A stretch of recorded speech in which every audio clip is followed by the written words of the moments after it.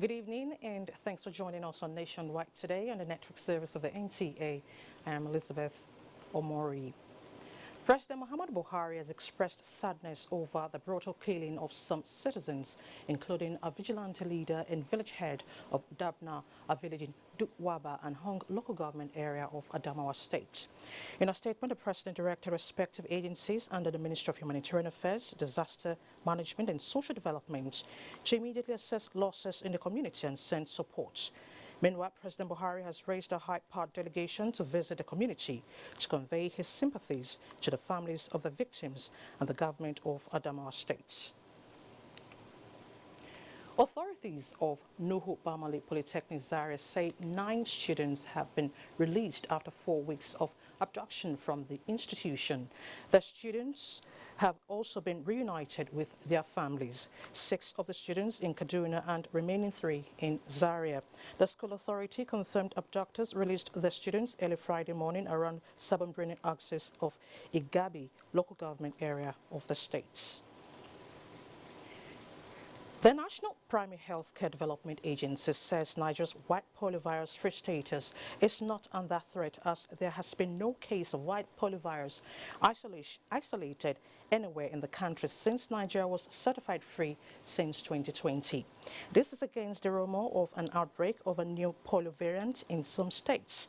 The agency says that 22 cases of acute flaccid paralysis spread across 7 states, Borno, Jigawa, Kano, Kebbi, Sokoto, Yobe and Zamfara, are non-white polioviruses which has been misconstrued as a new poliovirus.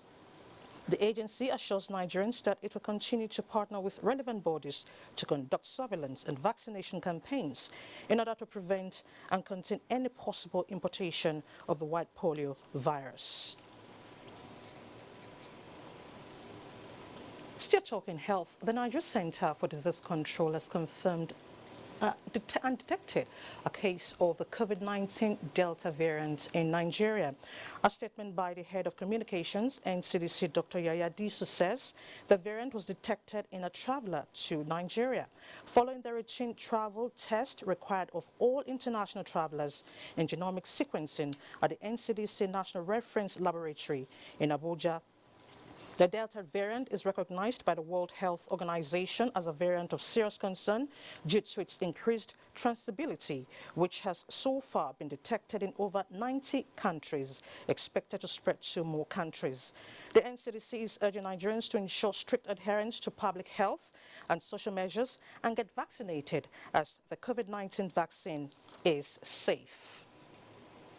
And to throw more light on Nigeria's commitment in curtailing the COVID-19 Delta variant, we're now joined by Zoom Dr. Chinenye Uchu, the Director of Prevention Programs, Knowledge Management Department, Nigeria Center for Disease Control. Dr. Chinwe, it's nice to have you join us on the news. Thank you very much for having me. All right, looking at the proactive steps in detecting the COVID-19 Delta variant, how best do we guide against any slip into the homes and environment? Yes, thank you. I think this has underscored the importance of routine screening of travelers into the country and also the importance of continuing adherence to the non-pharmaceutical interventions by every Nigerian. We were able to detect this case because of the routine screening that we do for all travelers that are coming into the country. But like you rightly pointed out, we need to be able to keep ourselves safe and to ensure that this does not spread. And for the kind of devastating effect that we interventions are still key in containing and controlling the spread of any variant of the SARS-CoV-2 virus.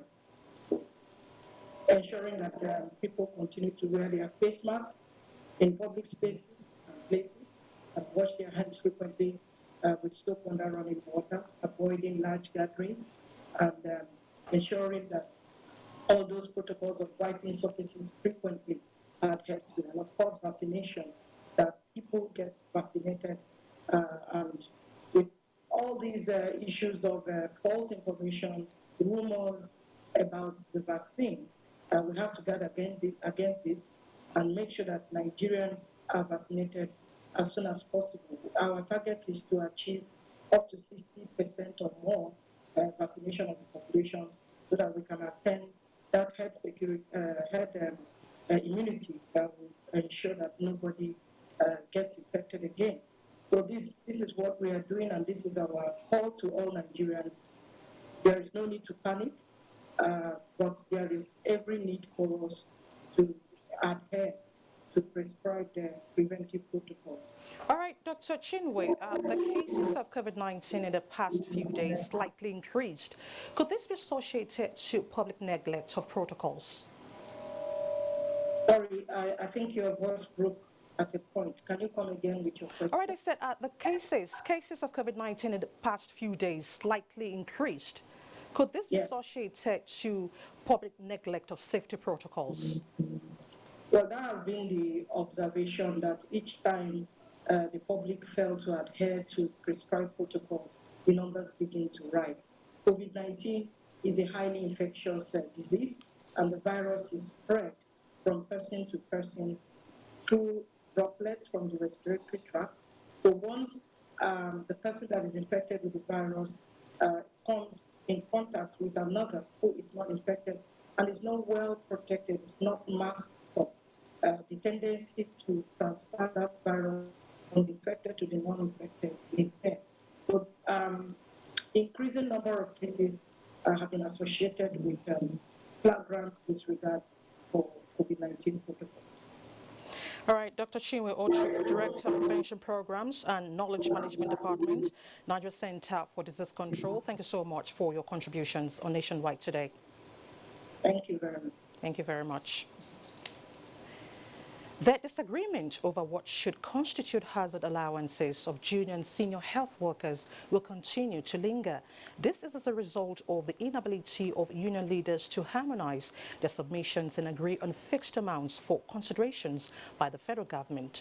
Minister of Labour and Employment, Dr. Chris Ngige, expressed disappointment over the development after the latest meeting between the Presidential Committee on Salaries and the Health Workers Unions. Joseph Watson reports. Discussion between the Presidential Committee on Salaries over upward review of hazard allowance for health workers have been on for over 3 months. If before it was eroded that everybody who is working in the hospital should get the same hazard allowance, we want to point out very clearly that the risks are not the same. We have always emphasized on the issue of equity, not equality.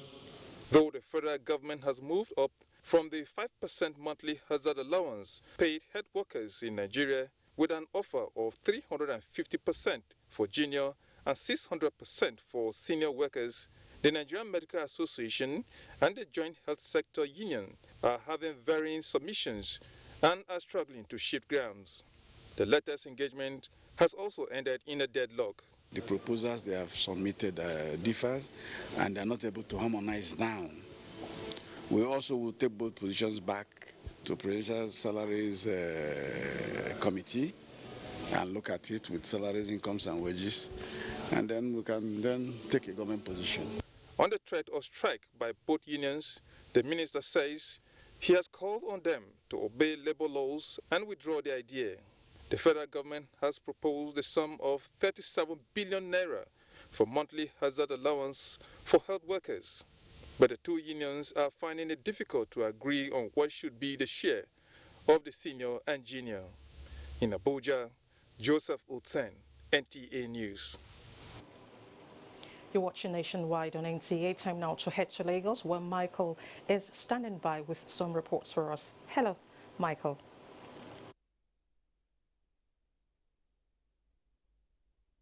Elizabeth, the Customs Strike Force Team Zone A has reinvented its anti-smuggling drive by intercepting goods right within the seaports once import manifest revealed that they are contraband.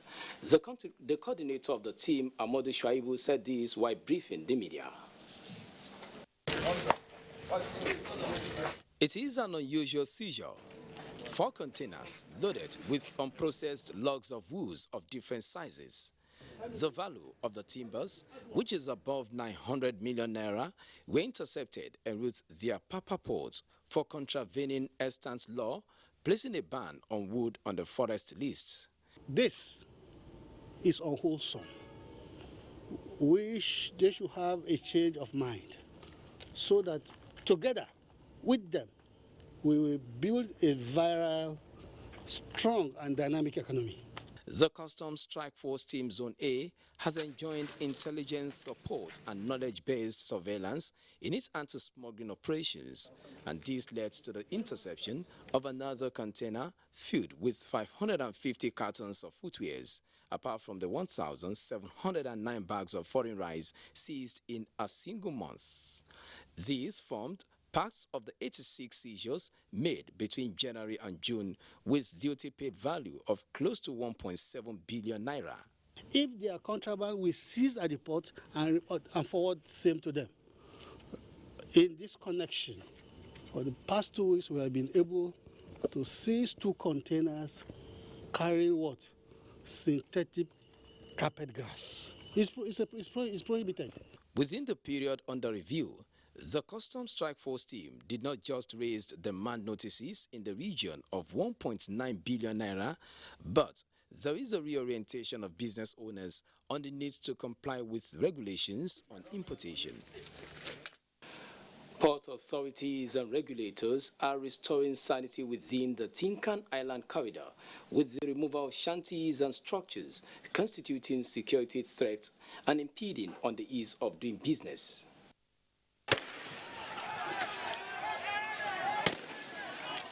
Sporadic shooting within the Tinkan Island port last Saturday was the height of prevailing insecurity within the corridor.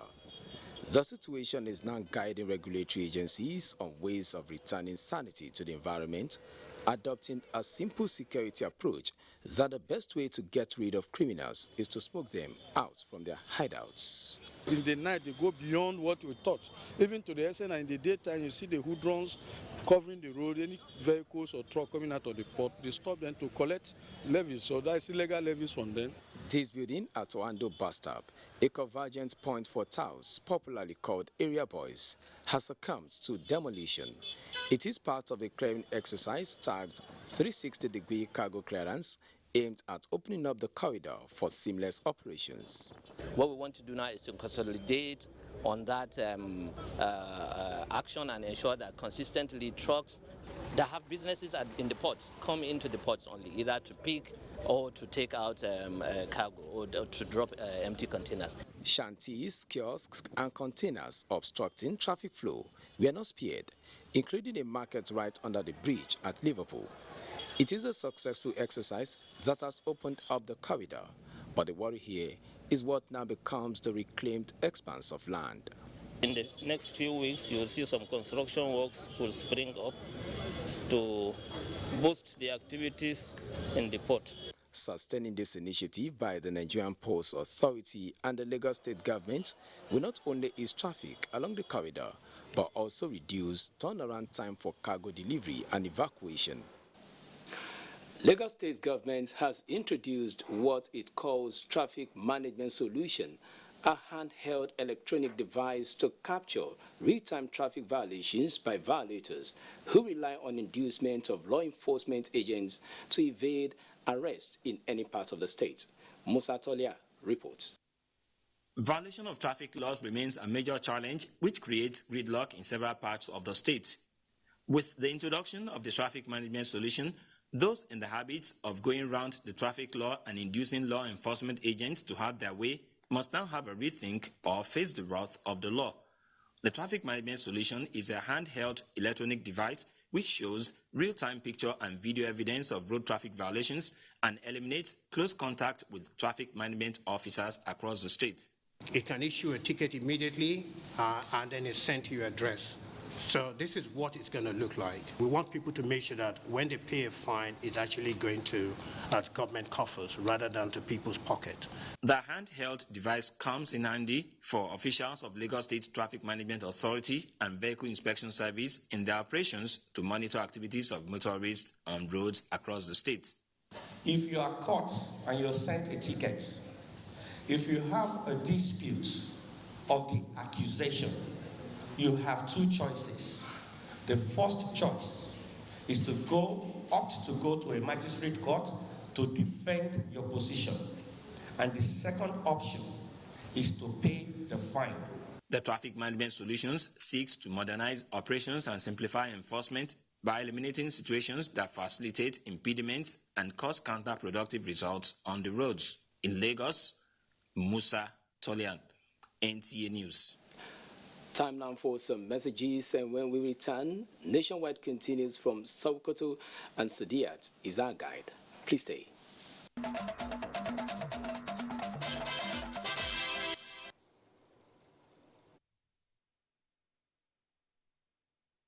And welcome to Sokoto. Governor Aminu Waziri Tambol has signed into law the legislative and the judiciary autonomy bills.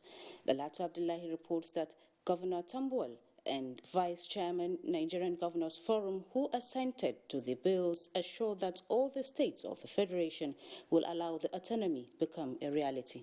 The report.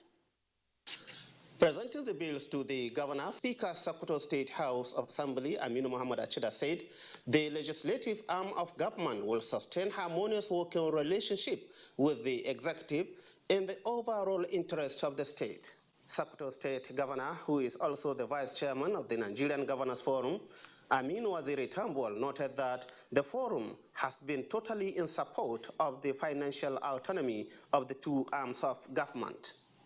And I can assure you that no government in Nigeria is against the autonomy of the legislature and the states, and the judiciary. We all believe in building institutions, democratic institutions. And we all believe in democratic tenets, and we must all go by the Constitution. That has been our position, but definitely not opposing the independence or financial autonomy for the two arms of government.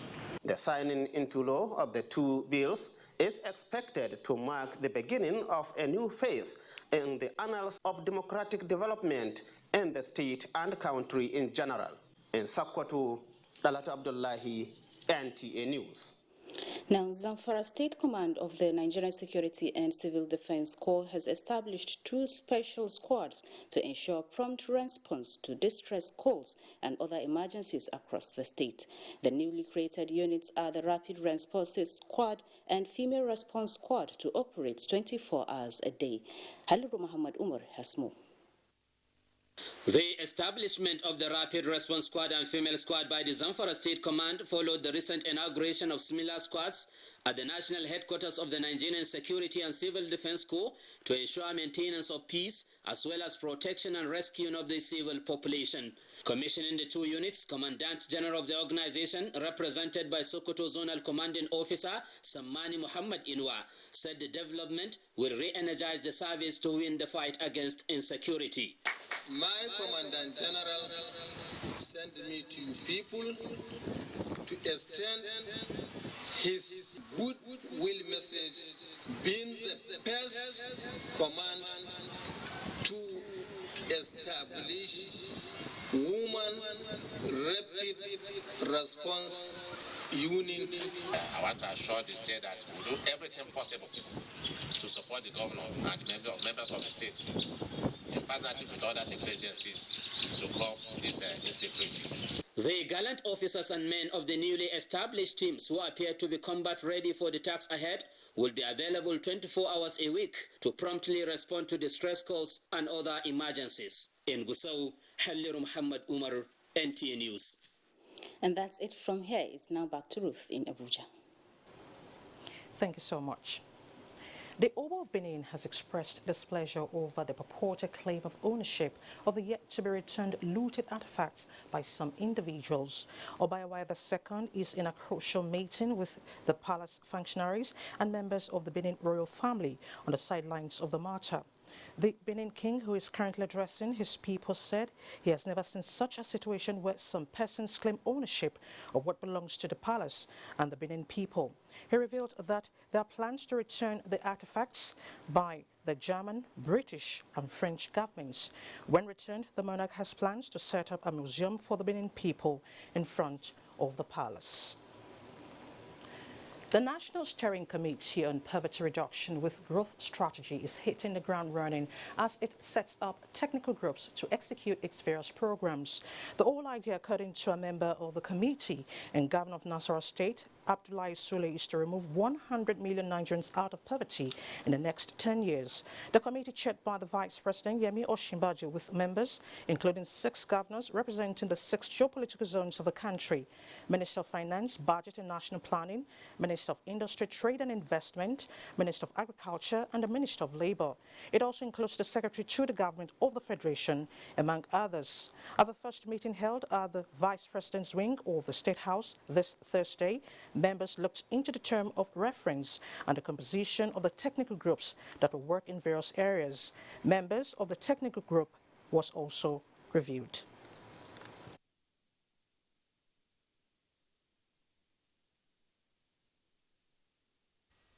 And then the next meetings will define when the working groups actually will commence work and the scope of their work. We are hoping to meet immediately the week after Salah, so that the steering committee now will be able to clearly define the terms of and the scope of work that will be carried out by the technical working group. Membership of the technical group was also reviewed. Towards meeting the target of capturing additional 5 million primary school pupils in the National Homegrown School Feeding Program by the year 2023, the Ministry of Humanitarian Affairs, Disaster Management and Social Development has convened a stakeholders engagement on enumeration of beneficiaries and scaling up the implementation of the program in Yobe State. The initiative is aimed at providing nutritious meals for public primary school pupils in classes 1, 2, 3. Bashir Ibrahim Nababa has details. Engagement draws critical stakeholders in the execution of the National Homegrown School Feeding Program in Yobe State, who brainstormed ideas on the ways to go about the next phase of the program. With the commencement of the biometric enumeration exercise nationwide, the participants are optimistic that the exercise will yield the desired objective of scaling up number of the beneficiaries to 40 million by the year 2023. All these programs were deliberately designed to specifically target sections of vulnerable Nigerians that include youth, elderly persons, widows, poorest of the poor, children and micro-business persons. About 170,000 pupils across public primary schools in Yobe State have so far benefited from the free meals since introduction of the program in September 2019. While appreciating the federal government for its numerous drive to revamp the standards of education and improving living conditions of Nigerians, the Permanent Secretary, Ministry of Humanitarian Affairs, Disaster Management, Yobe State, Ibrahim Shuaibu, tasked those directly handling the program to ensure commitment, transparency, and accountability in the discharge of their responsibilities. From Damaturu, Bashir Ibrahim Nababa, NTA News. Meanwhile, the distribution of letters of engagement and the school feeding programs have been flagged off in Abia State after the training of independent monitors for the federal government's 4 cardinal national social investment programs. The Minister of Humanitarian Affairs, Disaster Management and Social Development, who was represented at the event, stressed the need for proper monitoring and implementation, which she said is yet to the Buhari-led administration. Steve Lona Nwakolo reports. The 4 programs, which include the Empower Nigeria, as well as the Homeschool Feeding Program, aims at increasing school enrollment by providing meals to skilled children. With all sincerity, we'll be able to make sure that all the vulnerables are benefited from this program. I promise to do the work well and make the work very, very successfully. According to the representative of the Minister of Humanitarian Affairs, Disaster Management and Social Development, Sadiat Omar Farouk, the program is to be monitored using the independent monitors who were inaugurated for progress and implementation. We're engaging them to monitor to make sure that the children are actually fed with good food and number of times required. And ensure that you follow the guidelines and regulations outlined for submitting your reports. 70 beneficiaries received their letters of engagement and tablets for the monitoring exercise of the National Social Investment Program in Abuja State. From Umuahia, Steve Lona in Waokolo, NTA News. The increase in the number of benefiting school children in the homegrown school feeder program is part of federal government's commitment to sustaining the initiative. Minister of Humanitarian Affairs, Disaster Management and Social Development, Sadia Umar Farouk, made this known at the flag-off of enumeration of beneficiaries of the program in Imo State.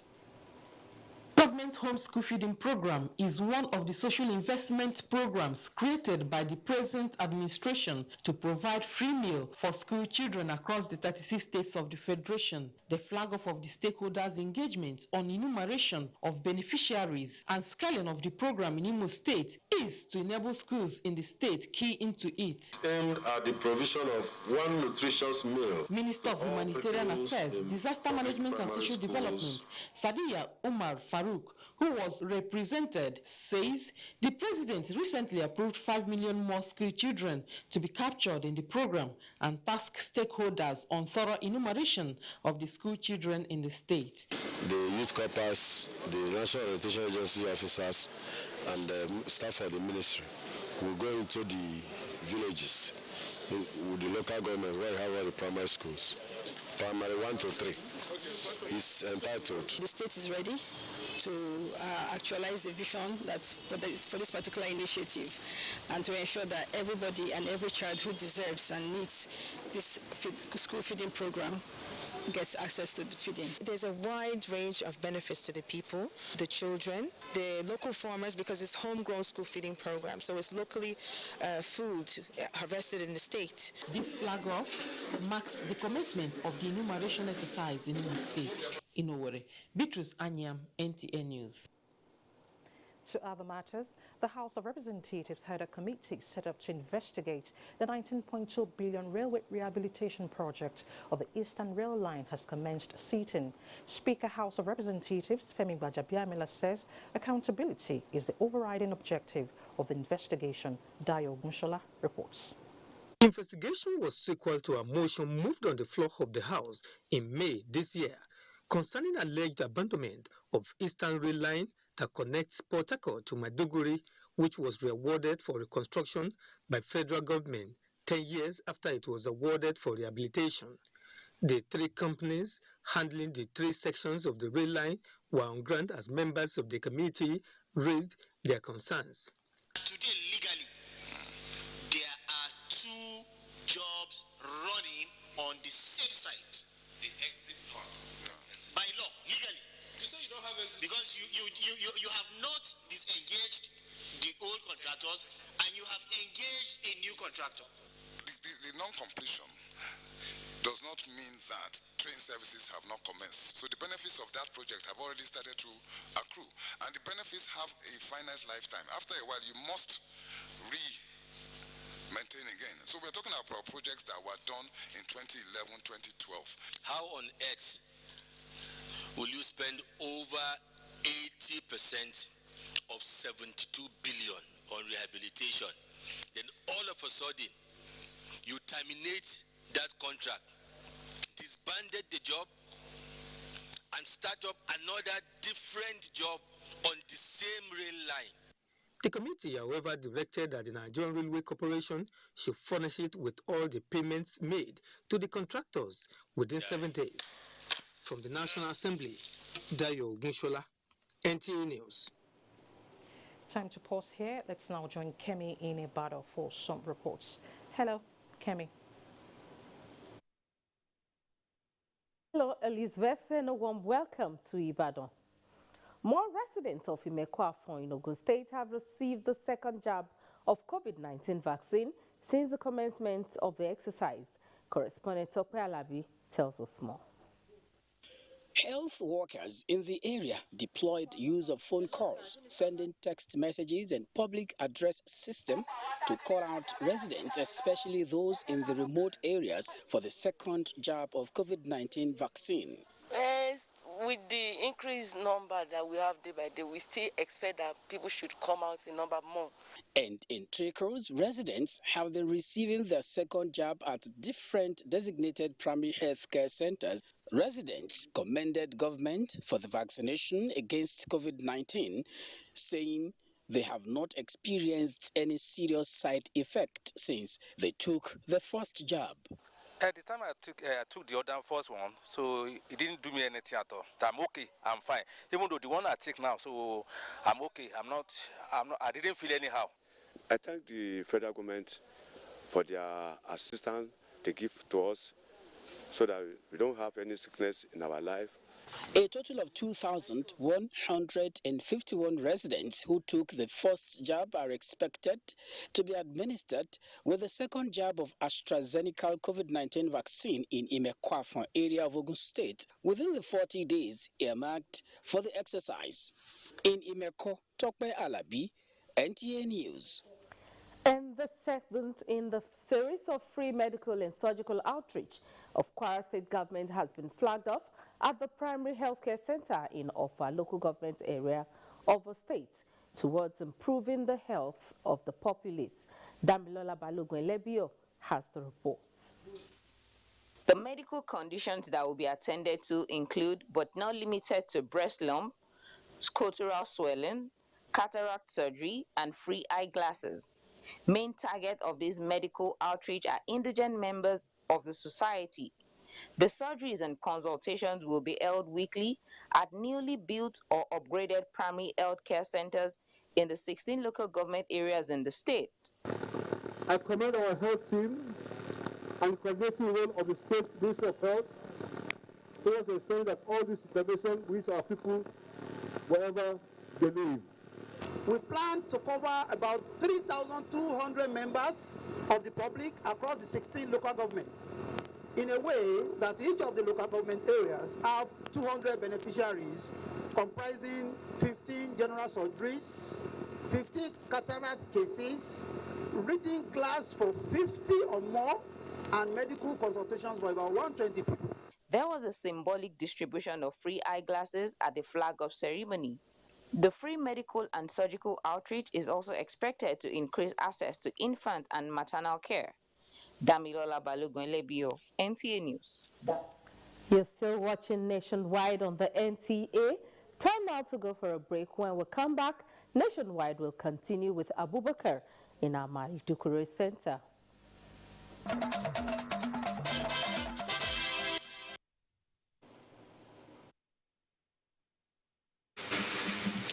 For staying with us on Nationwide up to this moment. Let's move on now.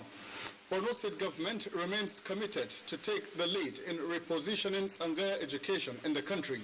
Governor Babagana Umara Zulum stated this when he received officials of the Universal Basic Education Commission, led by the Executive Secretary, Dr. Hamid Boboi, accompanied by Chairman and members of the Sangaya Reformation Committee at the Government House, Maiduguri. Mohammed Ibrahim completes the story. The Universal Basic Education Commission officials are in Borno on the invitation of the intervene in the reformation of the age-long Sangaya system in Borno. Governor Babagana Umara Zulum highlighted the impact of decade-long insurgency in the education sector in the state, which gave rise to a large population of out-of-school children, well-over migration which overstretched education facilities, as well as growing apathy towards Western education at the grassroots induced by the insurgents, among others. All your recommendations will be taken into considerations, and our dream is to see that Borno takes the lead in the Sangaya educational reform system. According to the governor, reformation of the Sangha system is partly informed by the fact that it is widely accepted, hence expressed the need to introduce numeracy, literacy, digital knowledge and skill development into the Sangha curriculum. Executive Secretary of UBEC, Dr. Hamid Boboy, described the reformation of the Sangha system as the right step taken by the Borno state government as education started in Borno over 1,000 years back. He said Governor Zulum has made the job of the commission easy with the right policies and putting in place best infrastructures. The Executive Secretary added that Borno State government never fails to pay its counterpart funding, which enables easy access of its matching grants to execute developmental projects in the education sector. The Executive Secretary traced Borno's political history, equating Governor Zulum's drive to the struggle made by the successive traditional leaders of Borno dynasty, which brought the empire to limelight. In Maiduguri, Muhammad Ibrahim, NTA News. Commercial and socio-economic activities in Maiduguri, the Borno state capital, and its environs have collapsed due to the total blackout being experienced for almost 7 months now. Yagum Subukar, in this report, sample opinions of residents, I beg your pardon, on their challenges in the face of the sustained power outage. Maiduguri, the Borno state capital, and its environs have been in total blackout since the beginning of this year, leaving residents with no hope of restoration soon, as several attempts have failed with more damage by the vandals. This development has brought commercial and socio-economic activities almost to a standstill, thereby subjecting people to untold hardship. The use of generating sites and solar panels as the only alternative to getting power supply, most people described as too expensive to acquire, operate and maintain. Babanlai, a commercial hub in Maiduguri, popularly known for the sales of electrical appliances, is among the worst hit areas being affected by the outage, where traders lamented that they are counting their losses on daily basis. Ko da wani kamfaninnika a zuwa ƙara su taimaka su daga mana wannan ƙarafunan a zuwa miyar mana da wutan garin nan. Even though Borno state government in collaboration with federal government have made several attempts to restore, which was disrupted as a result of vandalism of some 330 kVA towers along Maiduguri-Damaturu Road, there is still hope to get it back as Transmission Company of Nigeria engages partners for the damage. As it is now, normal life in Maiduguri is only possible, especially at night, with the use of alternatives that is exerting huge cost on all services. In Maiduguri, Yagum Subukar, NTA News. And those are the latest stories at this time from Maiduguri. Let's now return to Elizabeth in Abuja for more reports. Elizabeth, do have a lovely weekend. So much, Abubakar, and nice to see you. As part of its general reforms of the nation's justice system, the federal government is to step up its focus on the country's juvenile justice system. Attorney General of the Federation and Minister of Justice, Abubakar Malami, announced this while addressing a meeting on the implementation of the Amnesty and Decongestion Program for juveniles. Femi Okewo has details. This is another phase of the assignment of the Presidential Committee on Correctional Centers Reforms and Decongestion. With only 3 federal government-owned juvenile remand homes in Nigeria, efforts are now being made to see how a partnership can be generated for states to run centers similar to what Lagos State is doing. At this meeting, with the Ogun State juvenile justice sector joining virtually, the Minister of Justice stressed the need for greater attention to juvenile justice in Nigeria. Today's meeting is aimed at organizing a coordinated judicial action to provide legal and psychological support to released juveniles for proper integration back into the society. Chairman of the Presidential Committee on Correctional Centers Reforms, Justice Ishak Bello, and the Chief Judge of Ogun State spoke on the collaboration between states and the federal government in this regard. For any released child, the committee will continue to work with the Minister of Women Affairs of Ogun State to ensure proper integration and rehabilitation. They will need to follow up with their families on their reabsorption into the society, and the process of monitoring for at least a period of 1 year post-release is essential. More states are to be explored for an improved juvenile justice system in due course. In Abuja, Femi Okewo, NTA News. The Defense Headquarters has created Human Rights and Gender Advisor Desk in the Armed Forces as a means of addressing gender-based violence and related social vices in the barracks and the military. The Chief of Defense Staff, General Loki Irabo, stated this in a message at a sensitization and awareness campaign on gender-based violence and human trafficking organized by the Defense Headquarters in Abuja. Defense correspondent Ismail Musa has details. Women are special beings that form the nucleus of the family and constitute 49.3% of Nigeria's population. Despite the critical roles of women in the family and the society, they are said to be relegated and often fall victims of gender-based violence. 28% of Nigerian women aged 25 to 29 have experienced some form of physical violence from the age 15. That 15% of women have experienced physical violence within the past 12 months. This sensitization comes on the heels of several ongoing campaigns to address human rights, sexual and gender-based violence, which assumed an alarming proportion in the country, especially with the advent of COVID-19 pandemic. This campaign on human rights, gender-based violence and human trafficking, organized by the Defense Headquarters, is aimed at creating awareness on the social vice and to explore avenues of reversing the trend. Let our barrack community, our women and children and school children to know the implication of this issue of sexual and gender-based violence and to speak out. The Defense Headquarters recently launched a gender-based framework for the Armed Forces of Nigeria. In Abuja, Ismail Musa, NTA News. The Senate Committee on Independent Electoral Matters has screened 6 presidential nominees as INEC resident electoral commissioners after acknowledging the vast academic research and administrative skills. National Assembly correspondent Abdullahi Aminu reports that the committee also deliberated upon the allegations against some of the nominees. Topical issue that the senators dwelt on during the screening exercise was on the nominee representing Delta State, Loretta Onoche, who denied allegation of her APC membership, while Professor Sani Muhammad Adam was requested to explain allegations surrounding his credibility. They know that I am not partisan, that for me it's about the truth, it's about the Constitution, and it's about the law. It has nothing to do with my integrity. Whatever they have put there, they cannot substantiate, of course.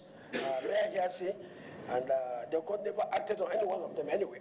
Explanations were made on advanced technology processes that could be employed in the country's electoral conduct. If there is anything that I can do is to apply my experiences in working in rural communities. I've never attended a political gathering in my life, but I enjoyed myself as a political science teacher. Thank the President for bringing all these nominees to us, and that we have gone through in the presence of gentlemen of the press, which I'm really proud of all the press members that are here. There were submissions by the electoral commissioners designate for academics that will be involved in the country's electoral process to be screened by their universities before nomination. From the National Assembly, Abdullahi Aminu, NTA News.